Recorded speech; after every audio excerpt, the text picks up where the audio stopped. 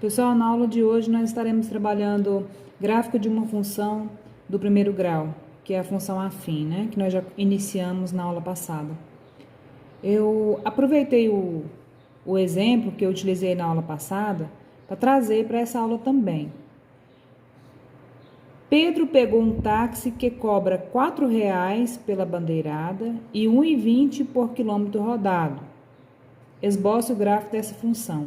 Observe que no exemplo anterior, na atividade anterior, eu até estipulei um percurso que Pedro fez, né? No exemplo tinha estipulado esse percurso.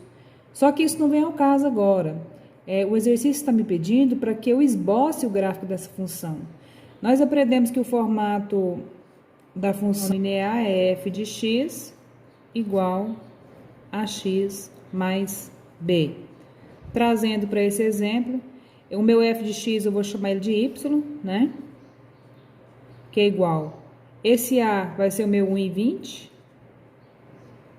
O x é a minha variante. E depende de cada percurso, né, que for feito. Esse x é o que vai variar. E o b é o meu fixo, que é o meu 4. Observe quando eu disse na aula passada que vocês entenderiam o porquê que se chama y aqui, o f de x. Eu posso chamar ele também de y. Agora você vai entender perfeitamente o porquê, tá? Então, como eu faço para esboçar esse gráfico? Eu já anotei aqui a minha função. Agora, aqui nessa primeira coluna, eu vou atribuir valores para x. Aqui, eu vou encontrar o meu y, né? Porque o meu f de x, na verdade, é o meu y. Vou encontrar o meu y e vou colocar ele aqui, nessa coluna. Aqui na frente, eu vou colocar os meus pares ordenados que eu vou utilizar depois lá no gráfico, que é o meu x e o meu y. Aí você pode me perguntar, mas professora, quais são os valores que eu vou utilizar aqui no meu x? Observe só, o exercício me disse que o táxi cobra R$ 4,00 fixo pela bandeirada. 1,20 é o valor por quilômetro rodado. Então, se a minha variante aqui é quilômetro rodado, o meu x será esse quilômetro rodado. Eu não tenho uma tabela pronta. Dependendo de cada situação, eu vou criar a minha tabela. Para ficar mais fácil a sua compreensão, eu achei por bem começar aqui de 1 quilômetro, depois eu vou colocar 2 quilômetros, depois 3, depois 4, depois 5. Lembrando que eu não preciso disso tudo. Eu precisava só de dois pontos aqui, ó. 2 que eu fizer já dava para eu expressar o meu gráfico, mas eu preferi fazer até 5 quilômetros. Então, se Pedro andasse 1 quilômetro, o que vai acontecer na função aqui? F de x é igual a 1,20 vezes 1, né? No lugar do x eu vou colocar 1, mais 4. Então, o valor que eu vou encontrar aqui para y é 5,20. Ou seja, o meu f de x é 5,20, né? Que é o mesmo y. Então, o meu par ordenado aqui será, eu vou achar 1 na reta x e 5,20 na reta y. Certo? Seguindo para o próximo exemplo. O meu f de x aqui vai ser 1,20 multiplicado por... Esse 2 aqui seria agora uma outra situação, né? Vamos imaginar que Pedro andou 2 km nesse táxi. Ele rodou 2 km nesse táxi. Então, no meu lugar do meu x aqui, eu vou colocar 2. Então, 1,20 multiplicado por 2. Primeiro, é claro que a multiplicação primeiro. Depois, somado com 4. Eu vou encontrar aqui 6,40 é o valor que eu devo pagar, que Pedro deve pagar, né? Então, aqui na minha reta será 2 na reta x e 6,40 na reta y. Então, eu acabei de preencher aqui a tabela. Observe só. Quando o meu x for 3, ou seja, quando Pedro andar 3 km nesse táxi, ele vai pagar 7,60. O meu y vai ser 7,60, né? Observe que eu calculei que da mesma maneira que eu comecei e fiz a primeira, eu calculei as demais, usando a mesma função, tá? Quando o Pedro rodar 4 km, ele vai pagar 8,80. Quando completar 5 km, ele vai pagar R$10. E assim por diante. Com base no que nós falamos sobre o gráfico, Agora é só juntar aqueles pares ordenados que nós encontramos e colocar aqui no plano cartesiano. O que vem a ser um plano cartesiano? Um plano cartesiano é onde eu tenho traçado aqui essa reta vertical e a reta horizontal, sendo que uma é perpendicular à outra, ou seja, forma aqui um ângulo de 90 graus, né?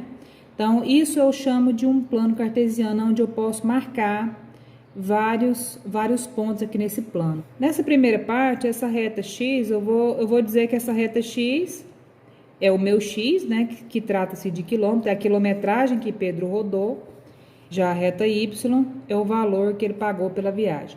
Pegando os pares ordenados que eu encontrei, eu verifico que no momento em que Pedro andou 1 quilômetro, ele vai pagar 5,20. Isso foi o que nós encontramos lá naquela tabelinha, né? Então, vai encontrar aqui. No momento em que ele rodar 2 quilômetros, ele vai pagar 6,40. No momento que completar 3 quilômetros, terá fechado 7,60 para ele pagar. No momento que completar 4 quilômetros, terá fechado 8,80 para ele pagar. E no momento que completar 5 quilômetros, ele vai pagar exatamente R$10 redondos. Observe o que aconteceu aqui. Olha só a ligação dos pontos. É uma reta, né? Na função do primeiro grau, nós temos, quando esboçamos o gráfico, nós sempre encontramos uma reta. Como o coeficiente angular é positivo, nós podemos afirmar que essa função é crescente. Observe o jeito que é a reta crescente. Daqui a pouco eu vou mostrar para vocês um exemplo de uma reta decrescente. E também é o coeficiente A que determina o ângulo que essa reta forma com o eixo X. Pessoal, ainda sobre os coeficientes da função afim. Observa aqui, o meu f de x é igual a 2x mais 1, né? Essa é a minha função. Aqui eu tenho esse 2, que é o meu coeficiente angular. Observe que ele é positivo, então ele é maior que zero. Todas as vezes que o meu coeficiente angular for positivo, ou seja, maior que zero, eu posso afirmar que a minha reta será crescente. O traçado dessa reta será dessa forma aqui, nessa posição. Já desse lado, você observa uma função onde o coeficiente angular é negativo. Observe que é menos 2, né? Que eu tenho f de x, que é igual a menos 2x mais 1. Então, o coeficiente angular é negativo. Significa que o meu a, que é o coeficiente angular, é menor que zero. Todas as vezes que acontece, o meu a menor que zero, nem é necessário que eu resolva essa função para eu saber se a função é crescente ou decrescente. Quando o meu a é menor que zero, eu já posso ter certeza que ela é decrescente. E a reta que expressa essa função decrescente, ele tem sempre essa reta nessa posição. Então, se for sim, é crescente, se for o contrário, é decrescente. Mais uma situação que eu quero chamar a sua atenção. Observe só, num plano cartesiano foram colocadas aqui 4 funções. A primeira função, ela é 2x mais 2. A segunda, 2x mais 1, a terceira, 2x menos 1 e a quarta, 2x. Observe que todas elas possuem o mesmo coeficiente angular. Todas elas possuem o a igual a 2. Observaram isso? Isso significa que as retas que eu encontrar nesse plano serão paralelas, tá? Então, todas as vezes, se você vê um plano onde as retas são paralelas, isso significa que a função que nós utilizamos para localizar essas retas, para marcar esses pontos, é uma função, ela tem um coeficiente angular idêntico. Então, retas paralelas significa mesmo coeficiente angular. Se eu te der uma situação dessa aqui e não colocar as funções, a primeira coisa que você já pode compreender quando você vê as retas paralelas é que todas as funções possuem o mesmo coeficiente angular. E, consequentemente, se todas são paralelas, elas possuem aqui, ó, o mesmo ângulo com relação ao eixo X. Observe só, o mesmo ângulo. Lembrando lá do teorema de Tales, né, que nós aprendemos o feixe de paralelas cortadas por transversais, nós sabemos que aqui entra a congruência de ângulos.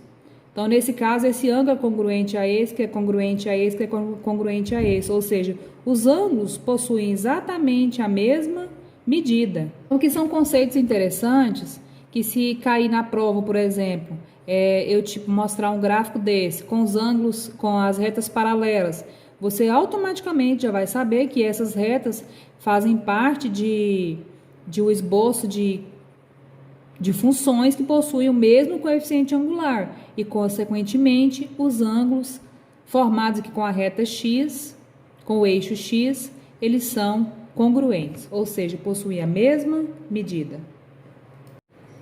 Outro ponto interessante que nós notamos, observa só, aqui o meu termo independente é o 2 na primeira função, a função R1, né? Que está a reta R1. Olha só, o 2, o ponto onde nós marcamos, onde a reta intersecta o eixo Y, é exatamente em cima do 2.